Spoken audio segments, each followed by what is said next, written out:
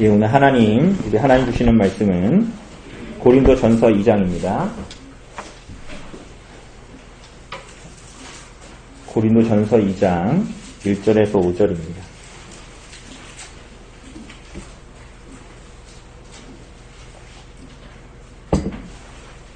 고린도 전서 2장 1절에서 5절입니다. 제가 봉독해 드리도록 하겠습니다. 형제들아, 내가 너희에게 나아가 하나님의 증거를 전할 때에 말과 지혜의 아름다운 것으로 아니하였나니 내가 너희 중에서 예수 그리스도와 그가 십자가에 못 박으신 것 외에는 아무것도 알지 아니하기로 작정하였습니다. 내가 너희 가운데 거할 때에 약하고 두려워하고 심히 떨어노라. 내 말과 내 전도함이 설득력 있는 지혜의 말로 하지 아니하고 다만 성령의 나타나심과 능력으로 하여 너희 믿음이 사람의 지혜에 있지 아니하고 다만 하나님의 능력에 있게 하려 하였노라. 오늘 사랑하는 여러분, 우리는 지난주에 이 사도가 고린도 교회에 권면하기를 다른 것이 아니라 하나님을 아는 것으로 자랑하라 라고 했던 거 기억하실 것입니다. 이것은 이 하나님을 아는 것으로 자랑하는 것은 그리스도와 그분의 복음을 받아들인 자들의 사실은 당연한 결론이다 라고 사도가 이야기했습니다. 복음의 근본적인 내용, 하나님께서 그리스도를 보내셔서 우리를 구원하시고 그리고 그 아들을 내어주신 이 일은 순전히 하나님의 은혜에 속한 것이지 여러분과 제가 가지는 어떤 능력이나 어떤 자격이나 조건에 의한 것이 아니다라고 사도는 이야기했습니다. 우리가 이제 자주 고린도전서를 하면서 이런 내용을 봤지만 여러분과 저에게 아무 능력이 없고 아무 자격과 조건이 없다라는 것은 다르게 얘기하자면 우리에게는 아무런 기대할 것이 없다라는 것입니다.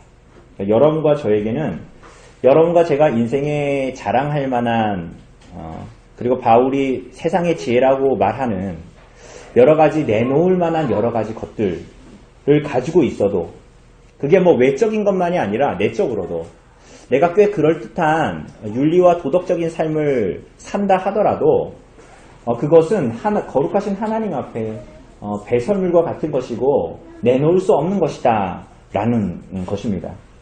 그래서 하나님은 세상에 미련한 것들, 세상에 약한 것들, 천한 것들, 멸시받는 것들과 없는 것들, 여러분과 저와 같은 자들을 택하셔서 그럴듯해 보이는 것으로 자신을 치장하고 자랑하는 자들.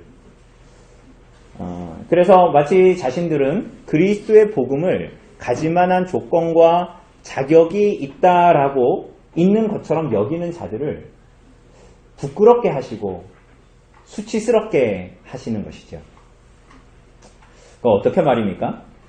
그런 중심을 가지고 있는 자들은 절대로 하나님의 은혜 안으로 들어오지 못하고 그리고 성령에 속하지 않은 자들이라는 것을 드러냄으로 말미암아 그들이 수치스럽고 부끄럽게 합니다. 그죠? 그게 이제 고린도 전서에서 그러한 내용들을 이미 서두에서도 나타냈지만 앞으로도 계속 나타낼 겁니다. 그래서 어떤 면으로 봤을 때는 오늘 우리가 고린도 전서를 읽으면 바울이 굉장히 부드럽게 말하는 것 같지만 굉장히 우리들의 마음은 괴로울 수 있는 것입니다. 왜냐하면 바울은 고린도 교회의 분열과 여러 가지 문제들을 향해서 다룰 때 너희가 정말 하나님의 은혜에 속하고 너희들의 그런 삶이 정말 성령께서 너희 안에 계시다는 증거인가를 계속 우리들에게 묻고 도전하는 것이기 때문이죠. 사랑하는 여러분, 그래서 사도는 우리가 자랑할 것이 그리스도 안에서 우리를 구원하신 하나님을 아는 것밖에 없다라는 거예요. 그래서 우리가 앞서 본 그 1장 30절에서 보면 하나님의 지혜가 뭡니까? 하나님의 지혜 곧 우리의 의와 거룩과 구속함이 되시는 그리스도만이, 예수 그리스도만이 여러분과 저의 자랑이다. 이렇게 바울이 이제 얘기했던 것이죠. 그래서 그것만이 자랑이기 때문에, 예수 그리스도만이 자랑이기 때문에, 그분이 여러분과 저의 유일한 의와 거룩과 구속이 되기 때문에 우리가 다른 자랑 삼는 것이 다 헛되다라는 것입니다. 그죠? 세상이 강하다고 얘기하는 거, 세상이 지혜롭다고 얘기하는 거, 세상이 권세다라고 얘기하는 거, 내 어깨를 으쓱 올라가게 하는 거, 그런 것이 다 사실은 여러분과 저를 구원할 수 없는 배설물과 같은 것이고, 그것으로 도저히 자랑할 수 없는 인생이라고 말할 수 없다라는 거야. 헛된 것이다, 이렇게 말합니다. 헛된 것이다. 이렇게 말하는 건 굉장히 신사적이에요. 바울은 이런 걸 얘기하고 싶었던 거야. 너희가 어떤 존재들인지 아는가? 오늘 잘 차려입고, 우리 자식들도 있고, 그래도 굶어 죽지 않게 살고, 여러 가지 난 그래도 교양이 있고, 그런 척 하면서, 혹은 내 안은 그렇지 않아도, 여러 가지 겉으로 보이는 것들로, 그런 것들로 사람들은 벽을 쌓지 않습니까? 겉에서 봤을 때, 밖에서 봤을 때 내가 내 속을 못 보도록. 그런데 바울은 그 모든 것이 헛되다. 너희가 그렇게 자랑하는 것이 헛되다. 그렇게 벽을 치고 있는 것이 헛되다. 라는 것을 말하면서 그 벽이 다 하나님 앞에 나아갔을 때 부질없는 것이다. 이렇게 얘기하면서 이런 얘기를 하고 싶은 거야. 너희들이 그래서 어떤 존재인지 아는가? 너희들이 나는 너희가 어떤 인간들인 줄 안다. 복음 앞에. 너희가 얼마나 능력이 없고, 너희 안에는 얼마나 의지할 것이 없고, 얼마나 너희가 안개 같은 존재들인 줄을 안다. 너희가 할 수만 있다면 세상이 하는 것처럼 그럴듯한 것들로 자신을 그렇지 않은 존재인 것처럼 보이려고 가면을 쓰고 가리고, 자신은 좀 나은 존재인 것처럼 눈 가리고 아웅하려고 가지려고 하는 세상의 삶의 모든 내용이, 그 몸부림이 얼마나 애처로운가. 그것이 얼마나 너희 안에 성령의 실제가 없다라는 것을 말해주는가. 뭐 이런 얘기를 이제 바울은 이제 하는 것입니다. 사랑하는 여러분, 사도는 너희가 아무것도 아니다. 이렇게 말합니다. 세상과 견주어 보면 세상은 여러분들은 무궁한 가능성을 가진 분들입니다. 그러므로 당신들은 대단한 사람이 되어야 합니다. 그리고 대단한 사람이 될 것입니다. 라고 말하지만 복음은, 하나님은 너는 너의 있는 그 자리로 부르심을 받았다. 너의 어떠함에 너의 자리가 있는 것이 아니라 내가 너를 그곳으로 불렀다. 라는 것에 방점을 두고 있는 거야. 그래서 그 부르심에는 은혜로 부름을 받았지만 거기에는 또한 그에 따르는 책임이 그래서 주어지는 것입니다. 이런 얘기들을 쭉 했어요. 그러니까 그 부르심에는 책임이 있으니까 너희가 어떻게 그렇게 살 수 있냐 우리가 지난주에 봤잖아요. 그죠? 너희 그렇게 은혜를 받았는데 어떻게 그렇게 사냐? 이 책임이 있어서 그 책임을 다했기 때문에 구원받는다는 말이 아니죠. 너희가 그 은혜로 부름을 받았기 때문에, 그러니까 하이델베르크 요림답이 말하는 것처럼 선행은 구원받기 위해서 하는 것이 아니죠. 왜 하는 거예요? 은혜로 구원받았기 때문에 감사함으로 하나님의 뜻을 행하는 선행이 나타나는 것. 선행으로 구원받는 게 아니죠. 책임으로 구원받는 것이 아니라는 거예요. 책임을 행함으로 인해서. 이 이야기를 고린도전서가 계속했습니다. 앞에서도 했죠. 그런데 오늘 사도는 이 2장에 들어오면서 무슨 얘기를 하냐면, 내가 너희에게 뭐라고 계속 그러는 것 같지. 그런데 너희에게만 그런 게 아니야. 나에게도 그래. 이렇게 얘기하는 거예요, 사도는. 그래서 마치 그 예를 자기로 드는 거야, 사도가. 내가 너희에게 무거운 짐을 쥐어주는 게 아니라 나 또한 그런 존재로 부름을 받았고, 그래서 나도 그렇게 살아가는 거야. 이렇게 말하는 거예요. 나도 그 소명의 자리에 있는 거야. 너희도 소명의 자리에 있는 것처럼 나도 그런 소명의 자리에 있는 거야. 그리고 궁극적으로는 그러므로 나를 본받는 자가 되어라 라고 사실은 말합니다. 그래서 1절과 오늘 1절과 3절의 본문을 보면 1절과 3절 원문의 시작은 그리고 나는 그리고 내가 이렇게 시작합니다. 똑같이 1절과 3절이 시작해요. 우리 1절에 보면 형제들아 내가 너희에게 나아가 이렇게 말하잖아요. 3절은 내가 너희 가운데 거할 때 이렇게 말하죠. 그러니까 원문에는 그런데 그리고 내가 라는 말로 시작합니다. 고린도 교회의 교인들에게 너희는 그렇지 그러나 나는 다른 존재야 이렇게 말하지 않는다라는 거야. 오늘 사도가 너희가 그런데 나도 그러해. 그렇기 때문에 이걸 다르게 얘기하면 너희가 나를 신뢰하는 신뢰마저도 내려놓고 누구만을 바라보라는 거예요? 그리스도만을 바라보라라고 말해요.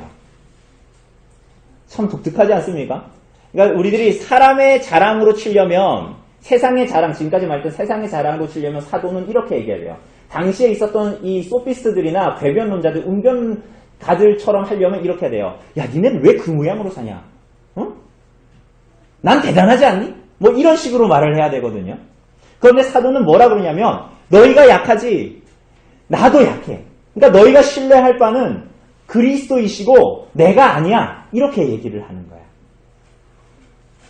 그러면서 사도는 고린도 교인들이 기억하고 있었을 사도 바울과 고린도 교인들이 지냈던 18개월의 시간 동안 있었던 특별히 초두에 있었던 그 시간들에 대해서 회고합니다. 그런데 이것을 사도만 기억하고 있는 것이 아니라 고린도 교회의 성도들도 다 기억하고 있는 것들이었어요. 1절을 보면 그리고 내가 하나님의 증거를 가지고 전할 때에 무엇으로 너에게 나아가 하나님의 증거를 전할 때에 무엇으로 하지 않았다고 말합니까? 말과 지혜의 아름다운 것으로 말과 지혜의 뛰어난 것으로 하지 않았다라고 말합니다. 우선은 여기서 하나님의 증거라는 것은 2절에서 나오는 예수 그리스도와 그의 십자가에 못 박히신 것을 말하는 것입니다. 그런데 그 하나님의 증거, 예수 그리스도와 그의 십자가에 못 박히신 대속의 사건을 전했는데 말과 지혜의 아름다운 것으로 하지 않았다라고 말하죠? 그죠? 이게 무슨 말입니까? 하나님의 증거, 그 아들 예수 그리스도를 보내고 그분이 십자가에 달려 죽으셨다라는 말에는 그 십자가의 예수를 믿는다라는 말에는 자신이 얼마나 무능하고 비참한 죄인인지를 안다라는 것을 나타냅니다. 그것을 말과 지혜에 뛰어난 것으로 하지 않았다. 우선은 여기서 말과 지혜라는 것은 뭐 말이 따로 있고 지혜가 따로 있다라기보다는 동일한 의미를 가진 다른 단어를 써서 그 의미가 가진 것들을 이렇게 좀 강조하는 거예요. 그 중언법이라고 얘기하잖아요. 그러니까 뭐라고 그럴까요? 말과 지혜가 어쨌거나 다른 것이 아니다. 사실은 통틀어서 하나를 말하는 것이다. 이렇게 생각하면 됩니다. 그래서 말과 지혜에 뛰어난 것이라는 것은 달변, 당시에 어떤 웅변가들이 자기 자랑으로 일삼아서 막 사람들을 설득하고 했던 달변, 철학적인 사고에 의지하는 것, 지식이나 철학, 사상, 인간적인 것에 호소하지 않았다. 뭐 할 때? 하나님의 증거를 너희에게 나타낼 때. 그래서 그 메시지도 그렇고 그 메시지를 증거하는 방식도 그랬다라는 거예요. 자, 이 사도는 왜 그랬을까요? 사도는 왜 이런 유의 방식을 사용했을까요? 하나님을 아는 것은 그렇게 해서 되는 것이 아니기 때문입니다. 조금 어렵죠? 잘 따라와 보세요. 하나님을 아는 것은 그런 식으로 말의 지혜에 아름답고 뛰어난 것으로 세상 사람들에게 무언가를 호소하고 달변으로 무언가를 이해시키려 하고 지식을 넣어서 그 사람들을 그럴듯한 설득으로 끄집어내는 것으로 하나님을 아는 대로 가지지 않는다는 거야.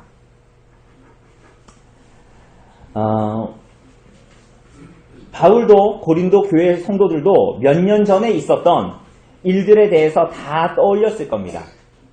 언제요? 바울이 고린도에 갔을 때 말이죠. 그죠?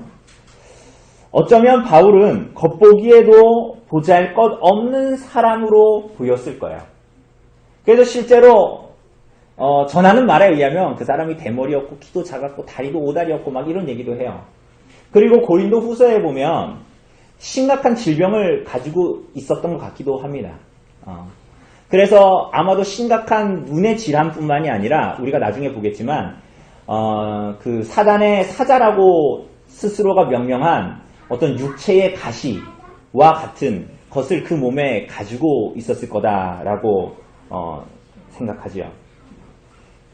그러니까 그 대단한 고린도 도시에 그런 연약한 자가, 참 변변치 않아 보이는 자가 가서 한 일이 뭐죠? 그러니까 그런 사람이 와서 하면 우리는 이렇게 되게 놀라잖아요. 대단한 것을 보이면. 그러니까 저같이 생긴 사람이 막 대단한 것을 막 그 안에서 막 뿜어내면 매력적으로 보이죠. 제가 그렇다는 게 아니라. 근데 바울이 겉으로 그런 사람이니까 겉으로 정말 너무 약해 보이고 병도 있어 보이고 막 그런 사람이 딱 가서 엄청난 언병과 그런 것을 하면 사람들이 우르르 모여가지고 막 볼 거 아닙니까? 그런데 지금 바울이 거기에 가서 한 일은 대단한 언병과 달병과 엄청난 철학, 사람이 빠져들게 만들고 납득이 가게 되는 그런 것으로 한 것이 아니다라는 거야.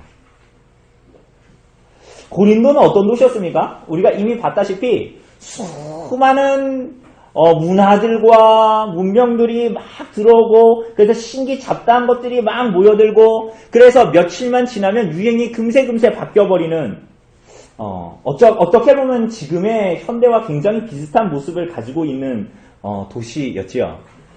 그런데 바울은 여기서 하나님의 증거를 말할 때에 이때에 편만했던 말과 지혜에 뛰어난 것으로 하지 않았다라는 거야. 그곳에 있는 사람들의 구미에 맞게 복음을 소개하지 않았다라는 거예요. 그래서 그곳에 가서 그가 한 일은 뭐냐면 바보 같은 일이었어요. 고린도 사람들이 봤을 때는 정말 허접쓰레기 같은 이상한 바보 같은 말을 하기 시작한 거예요. 예수 그리스도와 그분이 십자가에 달려 죽으신 일을 말했어요. 그런데 고린도에 있는 사람들은 다 뭘 얘기를 해요? 뭐 얘기해요? 자기 업적, 자기 자랑, 인생의 승리 뭐 이런 것들을 얘기하잖아요. 그런데 거기에 가서 바울이 한 얘기가 뭐라고요? 하나님의 아들 예수 그리스도가 오셨는데 그분이 뭐 했다? 십자가에 달려 죽으셨다라는 얘기를 하는 거야. 여러분 그런데 어떤 일이 벌어졌어요? 여러분 지금 바울은 말과 지혜에 아름답고 뛰어나 보이는 것으로 그들을 홀리지 않았죠? 바보 같은 얘기를 했어요. 거기에 가서. 그런데 그 일로 말미암아 무슨 일이 벌어졌죠? 고린도에 뭐가 생겼어요? 교회가, 성도가 나타났던 거예요. 그 어리석은 말을 듣고 그 도시에 그 어리석은 말을 듣고 그들의 마음이 바뀌고 생각이 뒤집어지고 그들의 삶이 변화됐다라는 거예요. 어떻게 그럴 수 있나 할 정도로 이전과 전혀 다른 삶을 살기 시작했어요. 거듭난 것이죠. 오늘 사랑하는 여러분, 어떻게 이런 일이 일어날 수 있죠? 여러분과 저에게는 어떻게 그런 일이 일어날 수 있었습니까? 어떤 분들은 저에게 이런 말을 자주 하셨어요. 아마 오늘도 우리 노년부 모임 하다 보면 또 그런 얘기 하실 수도 있는데 들어도 잊어버린다. 아무리 잘 가르쳐줘도 제가 잘 가르친다는 얘기가 아니라 아무리 잘 가르쳐줘도 자꾸만 잊어버린다. 이런 말씀 하죠. 맞죠? 맞아요. 그래서 저도 매일 성경을 읽고 그 의미를 깨달으려고 하고 삶에 적용하려고 매일 성경을 묵상하는 자리로 나아갑니다. 여러분 그런데 잘 생각해 보십시오. 여러분들은 설명을 하고 또 하고 설명을 듣고 또 듣고 해서 예수 그리스도의 복음을 받아들였나요? 마치 우리가 동사무소 가서 뭔가 일이 있어서 동사무소 가서 뭐 이렇게 서류가 뗄 일이 있으면 가면 이제 그 직원이 직원이 참 친절하면 좋겠는데 대부분 주민센터 직원들이 친절하지 않잖아요. 물론 우리 승민 형제는 친절합니다. 그런데 막 이런저런 서류들을 막 얘기해 주잖아요. 그럼 뭐라고요? 젊은 사람이 들어도 뭐 준비해 오라고요? 그러면 이거 준비해 오라고요. 그러면 네 뭐라고요? 몇 번을 해서 그 사람이 화가 나면 자기가 쪽지에다가 그걸 써가지고 주죠. 그러니까 우리가 복음을 그래서 이거 준비해 오라고요? 라는 식으로 우리가 복음을 받아들였냐는 거예요. 여러분들이 세상에서 TV에서 보는 수당, 교육과 뭔가 지식을 넣어주는 것과 여러분 그렇게 해서 여러분 마치 학교에서 공부하는 것처럼 해서 여러분이 복음을 받아들였냐고 묻는 것입니다. 아니죠. 어떤 지식이나 내용을 이해하는 데 도움이 되는 방법으로 우리는 복음을 전하지도 복음을 받지도 않았습니다. 그럼 복음이 어떻게 됐죠? 복음은 여러분과 저에게 선포됐습니다. 무슨 복음이 선포됐습니까? 하나님께서 아들을 보내셨는데 그분이 여러분과 저를 위해서 죽으셨다라는 어리석은 하나님의 증거를 여러분이 받은 거예요. 대단한 말의 지혜와 지식에 뛰어난 것들이 편만한 이 세상 속에 여러분과 저도 있었는데 여러분은 그러한 이유로 복음을 받아들인 것이 아니라는 거예요. 그러한 이유로 복음을 받아들일 수도 없다라는 말을 바울은 근본적으로 얘기하고 있는 것입니다. 여러분과 저는 선포된 복음을 믿음으로 받아들인 사람들입니다. 그러니 고린도 사람들이 보기에는 여러분이 어리석어 보이는 거예요. 세상 사람들이 보기에는 여러분들이 오늘 주일날 여기 와서 말씀을 듣겠다고 그것을 믿는다고 하는 사람들 여러분이 미련해 보이는 거예요. 세상 사람들이 보기에는. 바울은 그걸 얘기하는 거예요. 그러니까 너희가 그런 말과 지혜에 뛰어난 것으로 오늘 거기 설득받아가지고 오늘 이 자리에 왔냐? 교회를 부름 받았냐? 이렇게 얘기하는 것이거든요. 사랑하는 여러분, 믿음을 일으키는 능력, 구원의 진리를 깨닫게 되는 일, 회심하고 하늘로부터 거듭나 여러분의 그 이전의 삶과 생활과 전혀 바뀌게 되는 그런 능력은 여러분 안에서 나올 수 있는 일이 아닙니다. 여러분 안에서 일어날 수 있는 일도 아닙니다. 여러분 그 자체로 그러한 믿음이 일어나고 구원의 진리를 깨닫게 되고 회심하고 여러분과 저의 삶에 여러분 습관조차도 못 바꾸잖아요. 여러분 2019년 이제 마지막 날에 2019년 1월에 했던 결심들 오늘 안 이루어졌잖아요. 그거를 매년 지금 몇십 년째 거의 인생을 50 넘게 살아오면서 그게 반복되고 있잖아요. 그건 뭘 얘기합니까? 여러분과 저에게 그런 것도 기대할 수 없는데 심지어 믿음이 일어나고 회심하고 구원받는 일이 여러분과 제 안에서 일어날 수 있는 일이 아니라는 거예요. 그것은 성령의 나타남의 증거이고 하나님의 인재의 표시죠. 그죠?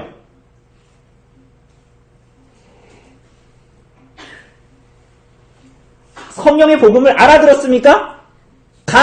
여러분과 제가 복음을 받아들인 게 아니라는 거예요. 믿을 수 있었기 때문에 복음을 받아들인 것이지. 믿을 수 있었기 때문에 복음을 이해하려고 한 것이지. 그 순서를 바꾸면 안 되는 거예요. 여러분과 저도 그렇게 순서를 바꿔서 이 자리에 있는 사람들이 아니기 때문이에요.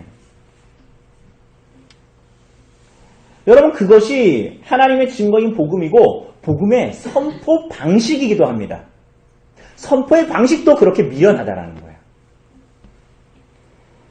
사랑하는 여러분, 여러분의 이해력이나 어떤 교육의 수준이나 지혜의 문제가 복음을 받아들이는 기초가 아닙니다. 혹은 성경에 대한 혹은 고대 근동에 대한 많은 문화와 역사에 대한 지식, 그것을 많이 가지고 많이 이해했다고 해서 되는 문제도 아닙니다. 그래서 구원 얻은 자는 내가 예수 그리스도를 믿어 구원을 받은 것이 아니라 바르게 말하자면 하나님이 예수 그리스도를 보내 우리를 구원했다가 맞는 얘기죠. 여러분 그렇게 존재하게 된 것이 고린도 교회고 오늘 이곳에 언별리에 있는 여러분과 저입니다. 여러분 그렇다면 이 진리 앞에 우리의 책임이 뭐죠? 그러니까 이 진리로 우리가 구원을 받았잖아요. 우리 인생이 그래서 오늘 이곳에 와 있잖아요. 그럼 오늘 이곳에 있는 여러분과 저의 책임이 뭐냐는 거예요. 두렵고 떨림으로 구원을 이루는 것이지요. 그죠? 그러니까 은혜로 구원을 받았는데 이제는 내가 구원함을 받았으니까 방종하면서 살아야지. 하나님이 나를 자유하게 했으니까 정말로 한번 자유하게 살아볼까? 가 아니라 두렵고 떨림으로 은혜로 받은 구원을 이 땅에서 이루어가는 것입니다. 감사하는 삶을 하나님 앞에 사는 것이죠.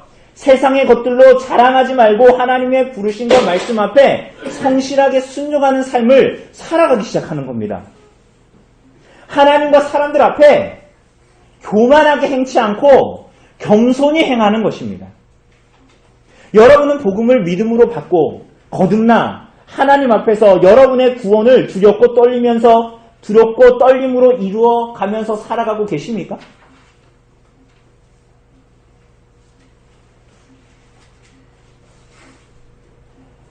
오늘 이곳에 여러분과 저의 삶은 여러분과 저의 삶은 뭘 증거하고 있습니까? 여러분의 지금 성도로 은혜로 구원받은 삶의 오늘은 멀리 볼 것도 없어요. 내일부터 어떻게 살겠다가 아니라 오늘과 지난 일주일의 삶은 뭘 증거하고 있습니까? 여러분이 여러 번 교육을 잘 받고 자격증을 따는 코스를 이수한 교인이라는 것을 증거하고 있습니까? 아니면 성령으로 거듭난 하나님의 증거를 가진 자로 예수 그리스도의 흔적을 가진 자로 자라는 것을 증거하고 있습니다.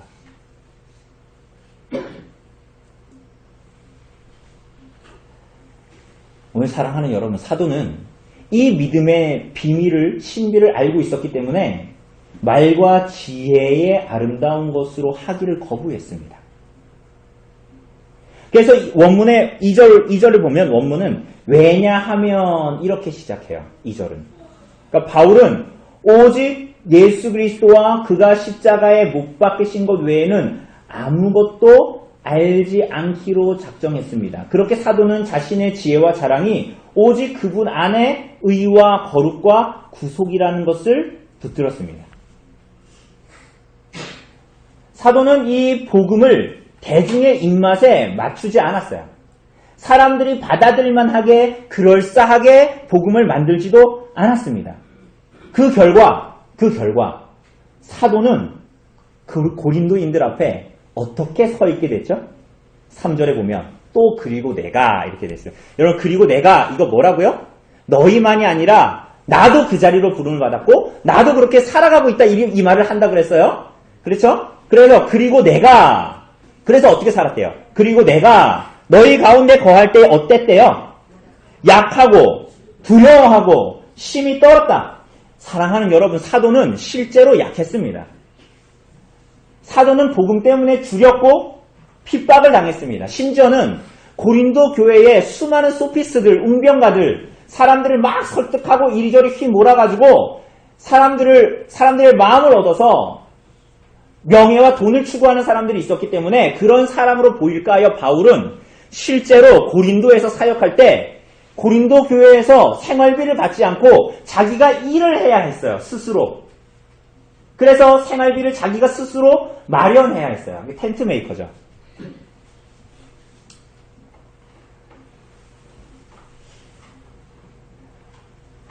뿐만이 아닙니다. 그는 이 고린도에 있을 때에 아마도 아까도 말씀드렸다시피 고린도 후서에 나오는 자기 몸에 사단의 사자라고 불렀던 육체의 가시라고 불렀던 그 병증이 아마도 고린도에 갔을 때 여러 차례 발병했던 것 같습니다. 고린도 성도들이 보는 앞에서도. 여러분, 바울은 약했습니다. 연약했어요. 우리가 보는 대로 심지어 이것을 제거해달라고 주님께 요청하기도 했습니다. 하나님, 이 병을 나에게서 좀 가져가 주십시오. 3차례나 하나님께 간절히 간구했습니다. 근데 주님께서 뭐라고 하셨죠? 내 은혜가 내게 족하다 하셨죠. 사랑하는 여러분, 그의 연약은, 그렇기 때문에 그의 약함은 하나님의 강함과 능력을 나타내는 도구였습니다. 놀랍게도. 왜 그렇죠? 복음을 전하는 자가 가지고 있던 그 약함, 바울이 가지고 있던 그 약함은 복음의 능력이 자신의 것이 아니다라는 명확한 증거였습니다. 무슨 얘기입니까? 바울이 복음을 전했잖아요. 복음의 능력으로 교회가 세워졌죠. 그렇죠? 그런데 사람들이 봤을 때는 이 사람은 어떤 사람이에요? 굉장히 연약한 사람이죠. 금방 놓으면 깨질 것 같은 연약한 사람이죠. 그것은 뭘 증거합니까? 이 교회가 세워진 것은 사도 바울의 능력이 아니다라는 거예요. 그것을 명확하게 증거하는 것이 그의 연약함이었습니다. 그의 육체가 가진 연약함, 그의 심령이 가진 연약함이었죠. 그러함에도 불구하고 하나님은 그의 연약함을 도구 삼아 복음의 능력의 강함을 쓸어냈던 것입니다. 그렇게 바울은 오늘 고린도 성도들에게 사도인 자신에 대한 신뢰마저도 내려놓고 이 능력은 나의 것이 아니다. 오직 십자가에 달리신 그리스도만을 바라보도록 종용하고 있습니다. 그리고 묻습니다. 왜 대체 그 자리를 벗어나서 허탄한 자리로 고린도 성도들이여 나아갔는가라고 반문하는 것입니다.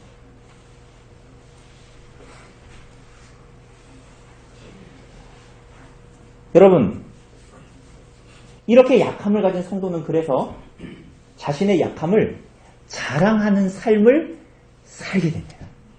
여러분, 이게 너무나 중요한 거야. 사도는 자신의 약함을 자랑하는 삶을 살게 됩니다. 여러분과 저의 삶은 어때요? 자꾸 여러분 이러려고 하죠. 내가 약했어요. 지혜가 없고 미련하고 세상의 천한 자들이라고 멸시받아서 없는 것이라고 불림을 받았어요. 그러나 내가 교회에 들어왔어요. 그래서 이제는 나의 약함이 강하게 되기를 바라죠. 내가 그전에 지식이 없었다면 지식이 있기를 바라고, 그전에는 돈이 없었다면 돈이 많아지기를 바라지. 그러나 바울은 자신의 약함을 자랑합니다. 로마서 10장을 보면 바울은, 이 로마서도 바울이 썼죠. 바울은 믿음으로 말미암는 의에 대해서 말합니다. 로마서 10장을 보면. 그런데 14절 15절에서 이렇게 말해요. 들어보세요. 그런즉 그들이 믿지 아니하는 일을 어찌 부르리요? 듣지도 못한 일을 어찌 믿으리요?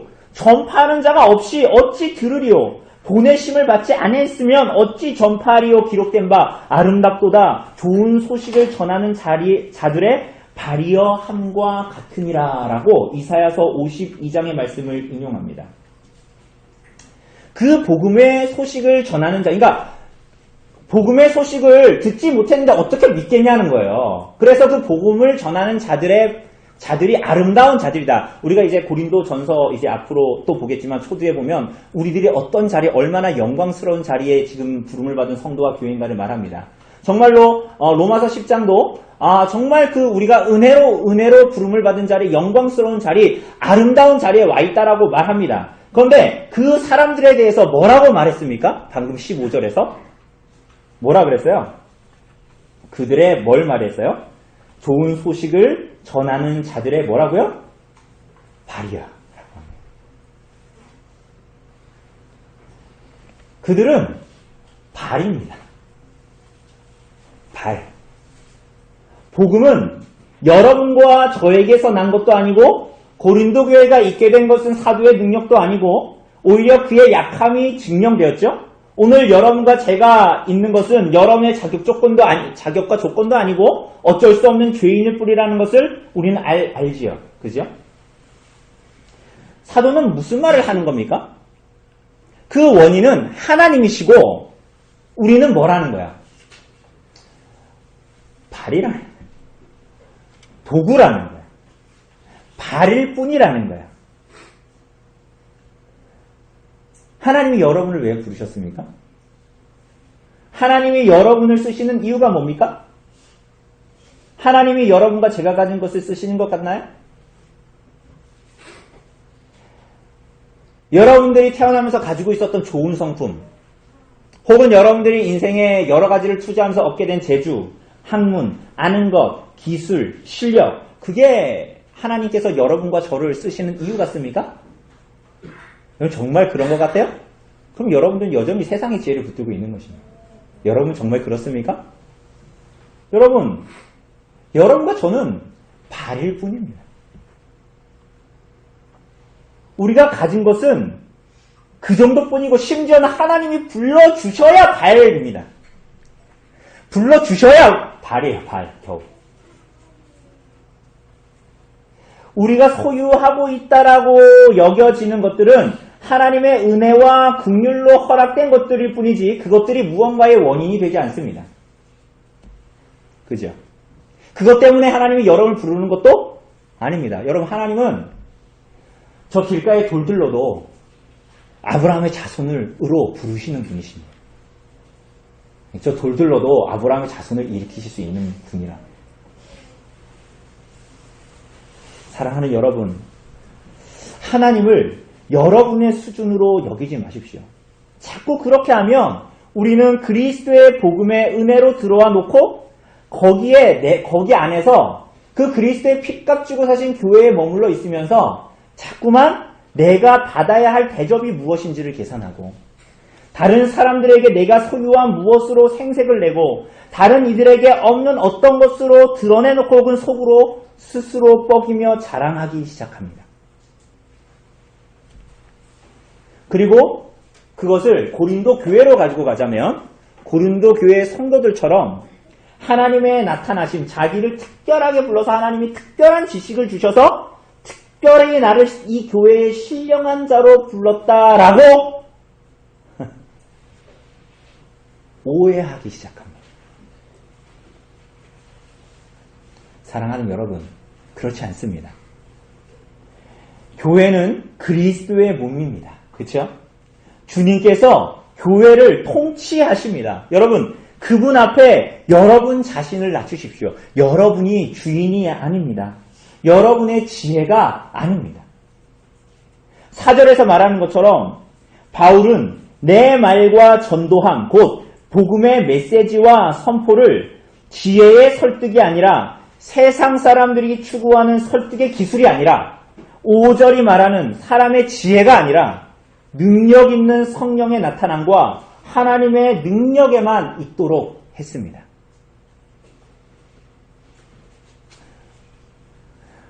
무슨 말입니까 이게? 복음의 본질은 은혜입니다. 하나님께서 그 아들을 보내서 십자가에 달아서 여러분과 저를 구원한 것이지요. 복음의 본질은 우리가 방금 말했던 그 메시지이지요. 그런데 그것을 선포하는 방식, 그리고 그것을 담지하고 있는 여러분과 저와 같은 인생에서 나타나는 방식도 복음의 방식과 동일합니다.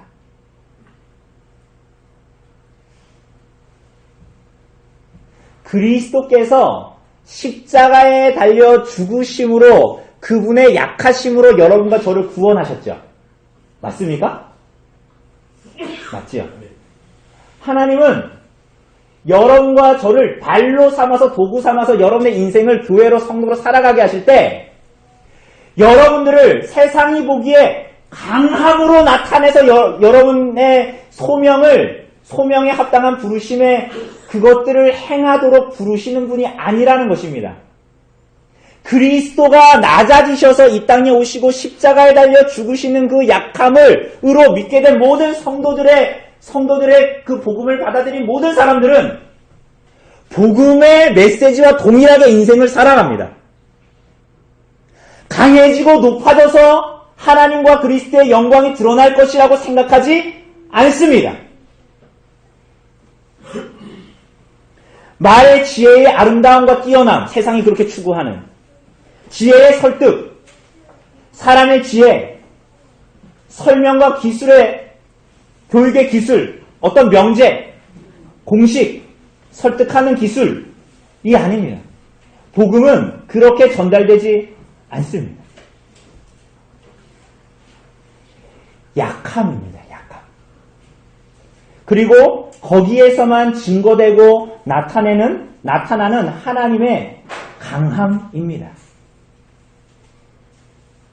질그릇과 같은 인생에 담겨져 있는 그리스도라는 보화, 복음이라는 보화입니다. 우리 사랑하는 여러분, 그렇기 때문에 우리 안에 거하는 능력 있는 성령의 나타남은 하나님의 능력은 어떻게 나타납니까? 어떻게 나타나요? 그러니까 우리들의 많은 시도는 포기되어야 돼요. 어떤 시도 말입니까? 여러분 지혜 없는 자잖아요. 약한 자잖아요. 멸시받는 자들이고 세상에 자랑할 것 없는 자들이 있잖아요. 근데 여러분과 제가 구원을 받았죠. 질그릇 같은 인생들이잖아요. 그런데 여러분 자꾸 스테인레스 그릇 되려고 하지 말라는 거예요. 멜라닌 그릇 되려고 하지 말라는 거예요. 그렇게 해서 하나님의 영광을 드러내는 것으로 하나님은 복음의 메시지를 드러내지 않으시겠다라는 거예요. 더 높은 자리, 더 높은 명예롭고 권세 있는 자리, 동산과 부동산 부자가 되는, 고지론이 말하는 그런 사람이 되는 것, 그게 복음의 방식이 아니라는 거야. 세상에 지혜로운 자, 강한 자, 있는 자가 되는 것이 아니라는 것입니다. 하나님이 그런 식으로 지배하는 방식으로 여러분과 저를 구원하지 않으셨잖아요. 복음이 전파되는 방식도 마찬가지입니다.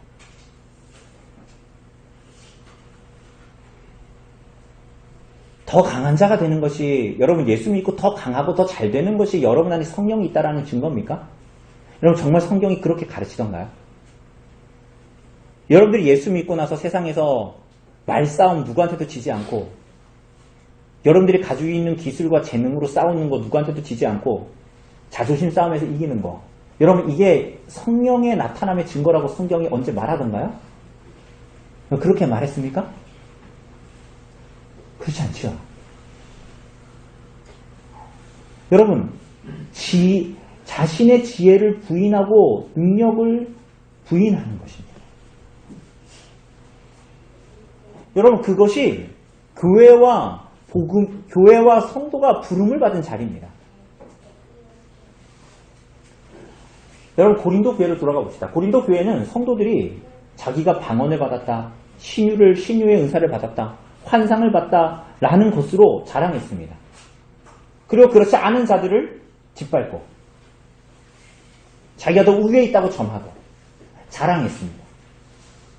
여러분, 그런데 그것이 성령이 그들 안에 계시다는 증거였습니까? 증거였어요? 그들이 대단한 은사를 받았다는 게 그들 안에 성령이 있다는 증거였습니까? 은사를 가지고도 망할 수 있어요. 오히려 사도 바울이 은혜로 받은 구원을 자기에게 적용하고 그리스도와 복음의 증거와 흔적을 가진 자로 성령이 거하는 사람으로서 자신을 본으로 나타냅니다. 어떻게? 나의 연약함을 보라는 거야. 나의 약함을 보라는 거야. 여러분, 이것은 하나님의 지혜입니다. 그래서 세상 사람들이 봤을 때는 어리석은 것이었어요. 성령이 그 안에 계시다라는 증거는 뭡니까 그러면? 자기를 부인하는 것으로 나타나요. 어떻게 자기를 부인하는 것으로 나타나요? 주님의 이름을 부르고 기도합니다. 나를 의지하지 않고 주님께 의존하는 삶을 삽니다. 하나님을 그리스도로 말미암아 아버지라고 부릅니다. 이전에는 내가 내 아내한테 막하고 막말하고 내 남편한테 막말하고 막대하는 게 죄로 여겨지지 않았어요. 그런데 이제는 그 모든 것들이 죄로 여겨지고 죄를 먹고 마시는 것으로 여겨지고 그러면서도 아무 감각 없이 살았는데 이제는 죄에 대한 감각이 생기고 내 안에 그 일에 대한 후회가 생기고 그래서 그것을 그냥 사랑하고 용서하며 끝나는 것이 아니라 하나님 앞에 통회하고 하나님 앞에 나와 용서를 구하고 자신을 쳐서 하나님 앞에 자기를 부인하는 것이야말로 능력의 성령이 나타나는 것이죠.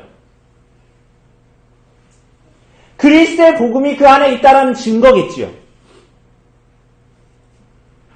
여러분, 그런 자가 정말 하나님의 사랑을 받은 자요, 성령이 간섭하는 자요, 성령이 우리 안에 나타나시는 방식입니다.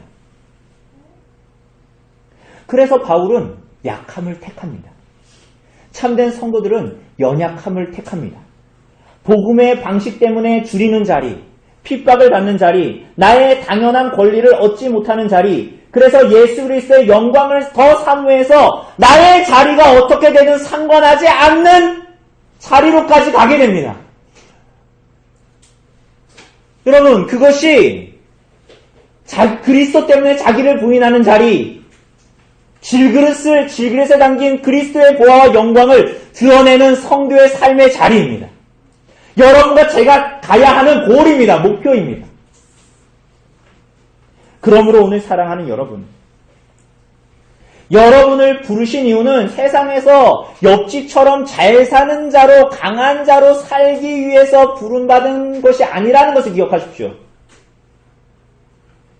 그 사람보다 더 내 노후가 보장되는 인생으로 여러분과 저를 부르셨다라는 것이 아니라는 것을 기억하십시오. 그 옆 사람보다 더 좋은 차를 끌리고 내 옆에 있는 사람보다 더 넓은 집에 살고, 그래서 저 사람은 은수저를 가지고 태어났는데 나도 은수저를 가지고 태어났는데 더 저 사람보다 빨리 금수저를 얻기 위해서 이 땅을 살아가는 것이 예수 믿는 것이 아니라는 것을 기억하십시오. 세상의 지혜를 닮아서 세상에서 승리자가 되도록 여러분과 저를 부른 것이 아닙니다. 자기를 부인하는 자로 부르셨습니다. 스스로 적당히 예수 믿고 만족하고 적당히 잘 사는 자로 인생을 살라고 부르신 것이 아니라 자기를 부인하는 자로 부르셨습니다. 세상이 보기에 약한 자리로 부르셨습니다. 그리스도와 복음을 그래서 증거하는 자리로 부르셨습니다. 여러분, 고린도 교인들처럼 복음을 오해하지 마십시오.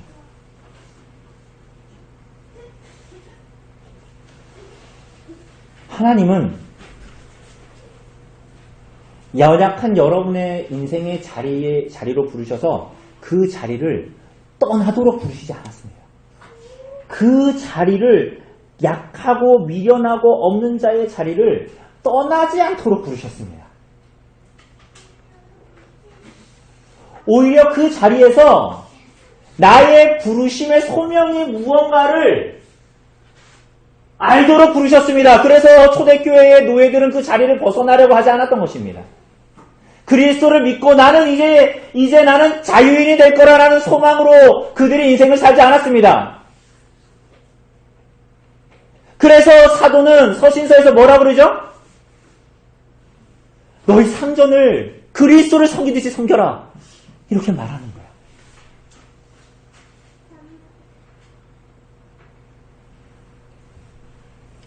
여러분, 그리스도와 그분의 복음은 우리들에게 어떻게 일하십니까? 연약한 가운데 살도록 권능을 주시는 방식으로 성령께서 우리 안에 거하십니다. 연약 안에서 비밀스러운 하나님의 지혜를 드러내고, 세상이 봤을 때는 저 사람은 투정 부릴 수밖에 없는 자리임에도 불구하고 하나님의 지혜를 즐거워하고, 저 사람은 저렇게 그리스도와 복음을 사랑할 수 없는 자리임에도 불구하고 그리스도의 복음을 사랑하고 주님의 복음의 사역에 자신을 투신하는 인생을 살아가는 거예요. 세상에 봤을 때는 미련하고 어리석은 거죠. 적당히 입에 풀칠하고 살아야지 교회도 교회지. 세상은 이렇게 얘기하잖아요. 밥 벌어먹고 사는 게 힘들어가지고 복음을 붙들지 못하는 건 세상 사람들도 아는 지식이에요. 그런 식으로 신앙하는 것은.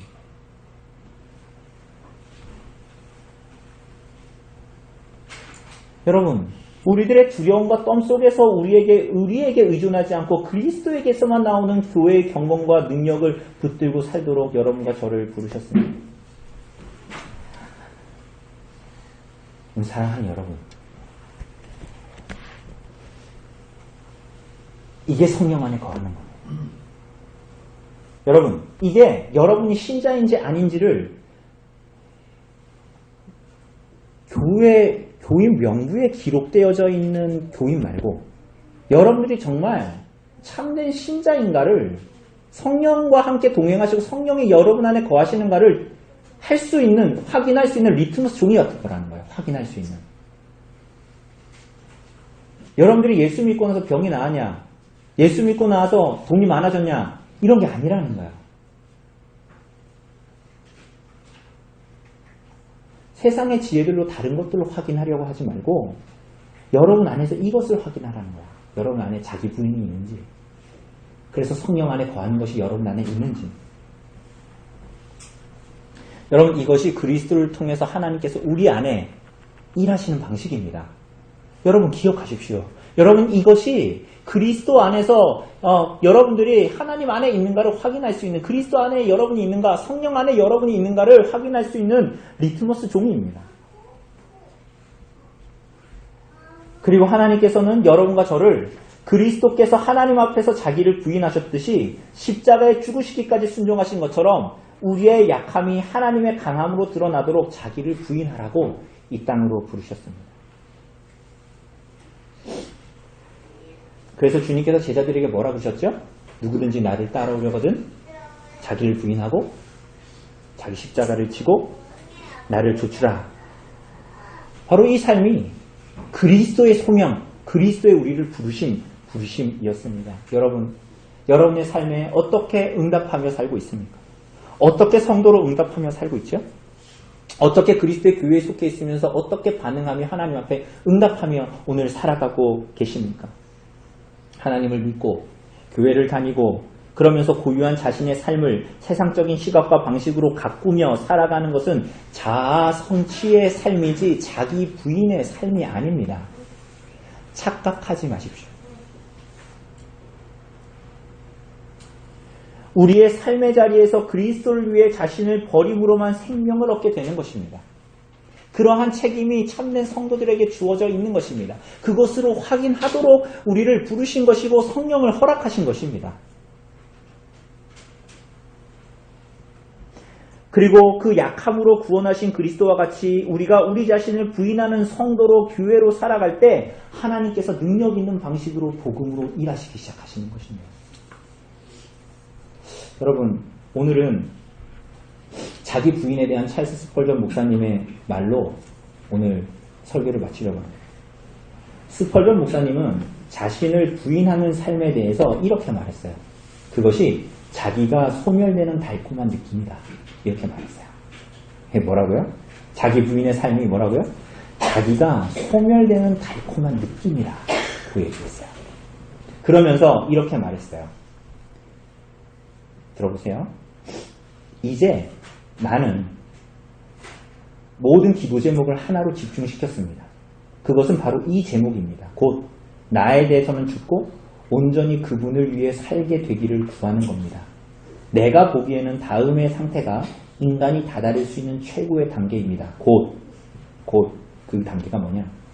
그리스도 외에는 아무것도 기대하고 갈망하거나 생각하지 않으며 주인이신 그분께서 복음을 받으시기만 그분께서 높임을 받으시기만 한다면 자신은 어떻게 되든 상관없다고 느끼는 것입니다.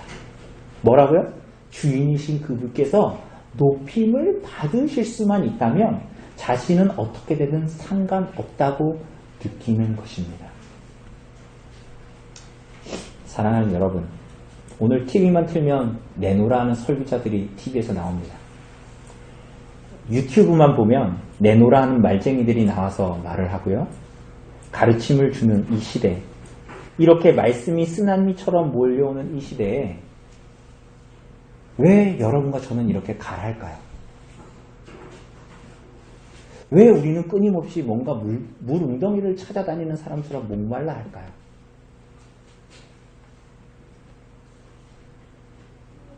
우리는 왜 이렇게 냉랭할까요? 왜 이렇게 설교의 홍수처럼 설교가 어디를 봐도 나타나는 이 시대에 살면서 교회와 성도의 경건은 찾아볼 수 없죠?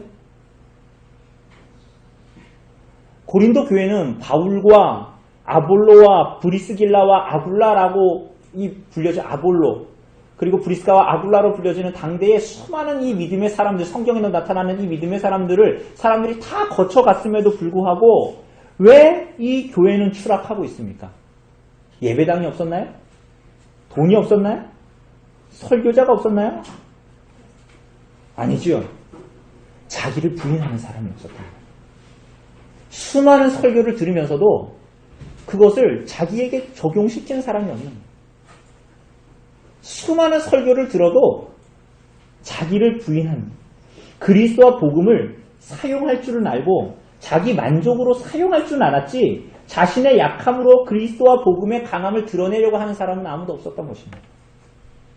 은사를 받으면 그 은사로 자랑할 줄을 알았지, 종교적인 자기만족을 취할 줄은 알았지, 자신의 약한 가운데 그리스도의 강함을 드러내려는 자기 부인의 삶은 아무도 살지 않았던 것입니다. 사랑하는 여러분, 오늘 그리스도와 은혜의 복음으로 부름받은 오늘 성도 여러분, 여러분은 무엇을 구하는 삶을 살고 있습니까? 여러분의 인생의 만족입니까? 하나님의 영광입니까? 여러분의 강함입니까? 그리스도의 영광입니까? 여러분의 자아 성취와 자기 자랑입니까? 자기 부인입니까? 여러분, 뱀처럼 교묘하게 자신을 감추고 사람들의 자기 만족과 성취와 강함을 부채질하는 이 세상 앞에 차라리 약해지십시오. 여러분, 차라리 약함을 택하십시오. 그렇게 복음 앞에 순종하십시오. 복음의 메시지만이 아니라 여러분, 예배 와서 눈 감고 찬양하고 설교를 잘 듣고, 여러분, 그 복음의 메시지를 듣는 거 너무나 중요하지만 복음의 메시지만이 아니라 그 방식까지도, 여러분의 복음의 방식까지도 여러분의 삶을 지배하게 하십시오. 그것이 여러분과 저의 책임입니다. 여러분, 그렇게 자신을 내어 드리십시오.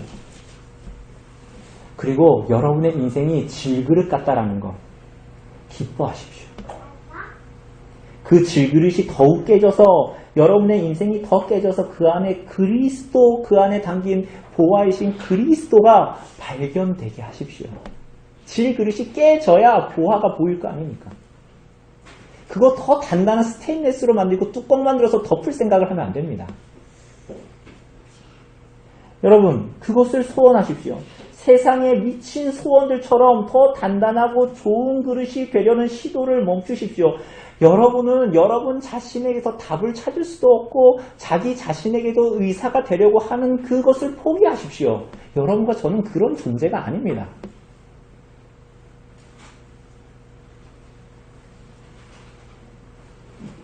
스펄전 목사님이 말한 것처럼 여러분의 인생에서 자신이 소멸되는 느낌을 소원하십시오.